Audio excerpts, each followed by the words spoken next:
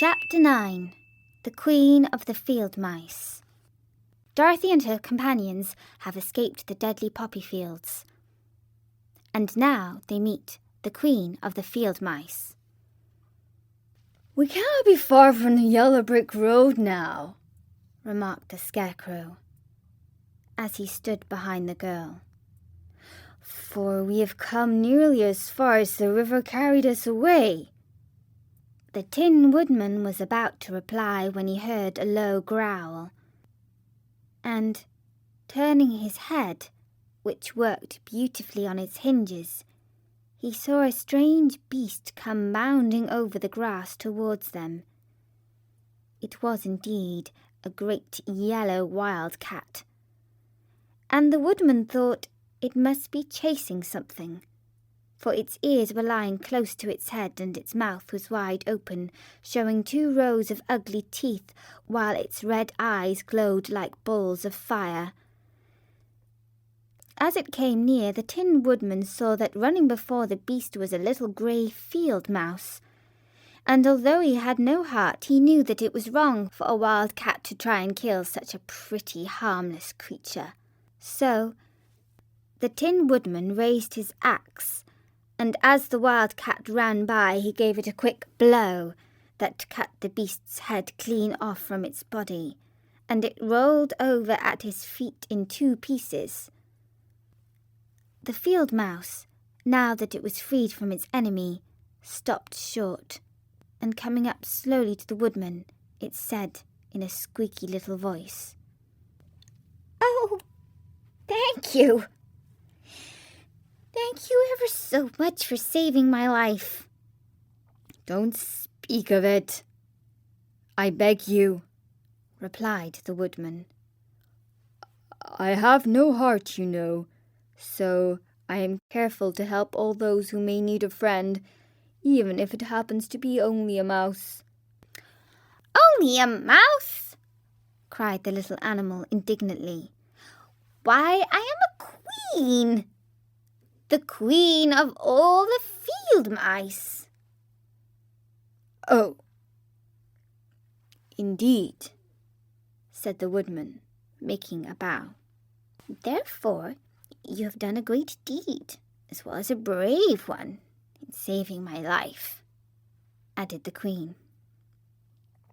At that moment, several mice were seen running up as fast as their little legs could carry them, and when they saw their Queen, they exclaimed, "Oh, Your Majesty, we thought you would be killed. How did you manage to escape the great wildcat?" And they all bowed so low to the little Queen that they almost stood upon their heads. "This funny tin man," she answered, "killed the wildcat and saved my life. So hereafter you must all serve him and obey his slightest wish." "We will!" cried all the field mice in a shrill chorus, and they scampered off in all directions. For Toto had awakened from his sleep, and seeing all these mice around him, he gave a bark of delight and jumped right into the middle of the group. Toto had always loved to chase mice when he lived in Kansas, and he saw no harm in it. But the Tin Woodman caught the dog in his arms and held him tight, while he called to the mice, Come back! Come back! Toto shall not hurt you."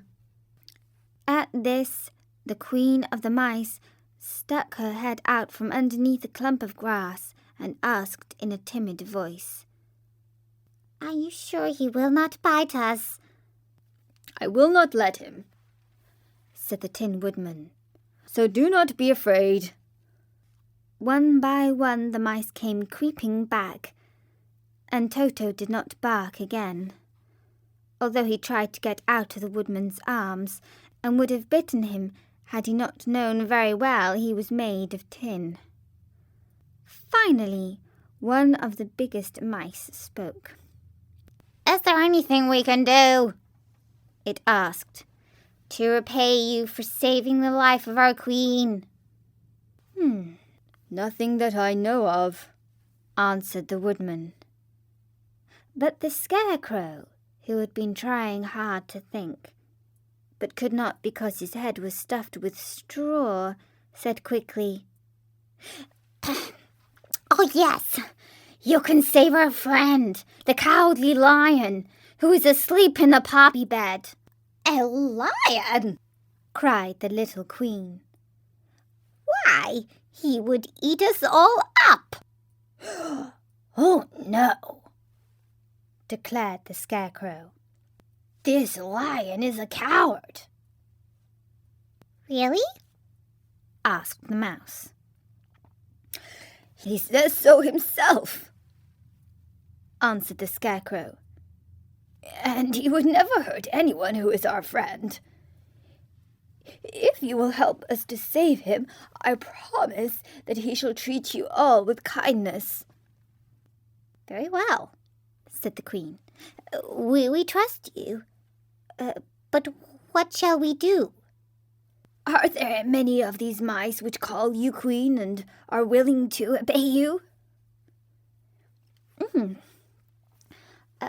"Oh, yes, there are thousands," she replied. "Then send for them all to come here as soon as possible, and let each one bring a long piece of string." The Queen turned to the mice that attended her and told them to go at once and get all her people. As soon as they heard her orders, they ran away in every direction as fast as possible. "Now," said the Scarecrow to the Tin Woodman, "you must go to those trees by the riverside and make a truck that will carry the lion." So the Tin Woodman went at once to the trees and began to work. And soon he made a truck out of the limbs of the trees, from which he chopped away all the leaves and the branches. He fastened it together with wooden pegs and made 4 wheels out of short pieces of a big tree trunk. So fast and so well did he work that by the time the mice began to arrive, the truck was all ready for them. They came from all directions, and there were thousands of them, big mice and little mice and middle-sized mice, and each one brought a piece of string in its mouth. It was about this time that Dorothy woke from her long sleep and opened her eyes. She was greatly astonished to find herself lying upon the grass with thousands of mice standing around and looking at her timidly. But the Scarecrow told her about everything, and turning to the dignified little mouse, he said, "Permit me to introduce you to Her Majesty the Queen." Dorothy nodded gravely, and the Queen made a curtsy. After which she became quite friendly with the girl. The Scarecrow and the Woodman now began to fasten the mice to the truck, using the strings they had brought. One end of a string was tied around the neck of each mouse, and the other end to the truck. Of course, the truck was 1,000 times bigger than any of the mice who were to draw it. But when all the mice had been harnessed, they were able to pull it quite easily. Even the Scarecrow and the Tin Woodman could sit on it, and were drawn swiftly by their queer little horses to the place where the lion lay asleep. After a great deal of work, for the lion was heavy, they managed to get him up on the truck. Then the Queen hurriedly gave her people the order to start, for she feared if the mice stayed too long among the poppy fields, they also would fall asleep. At first, the little creatures, many though they were, could hardly stir the heavily loaded truck, but the Woodman and the Scarecrow both pushed from behind, and they got along better. Soon they rolled the lion out of the poppy bed to the green fields, where he could breathe the sweet fresh air again instead of the poisonous scent of the flowers. Dorothy came to meet them and thanked the little mice warmly for saving her companion from death. She'd grown so fond of the big lion, she was glad he had been rescued. Then the mice were unharnessed from the truck and scampered away through the grass to their homes. The Queen of the Mice was the last to leave. "If you ever need us again," she said, "come out into the field and call, and we shall hear you and come to your assistance. Goodbye!" "Goodbye!" they all answered, and away the Queen ran, while Dorothy held Toto tightly, lest he should run after her and frighten her. After this, they sat down beside the lion until he should awaken, and the Scarecrow brought Dorothy some fruit from a tree nearby, which she ate for her dinner. And that was the 9th chapter of The Wizard of Oz. Now Dorothy and her companions are all reunited, and in the next chapter they meet the Guardian of the Gate.